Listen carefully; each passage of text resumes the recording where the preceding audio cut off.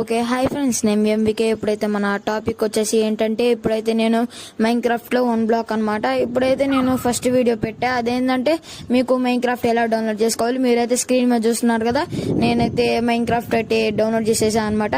అది ఎలాగంటే లాస్ట్లో మీకైతే చెప్పాను అనమాట. ఆటోమేటిక్లీ ఇన్స్టాల్ అది నొక్కేయండి అనమాట.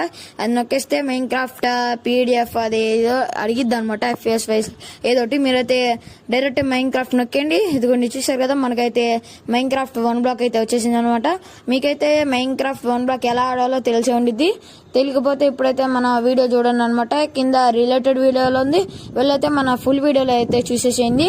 ఇప్పుడైతే నేను నెక్స్ట్ వీడియో అయితే మనకి ఏం వీడియో పెట్టాలో కామెంట్ సెక్షన్ లో కామెంట్ చేయండి అనమాట.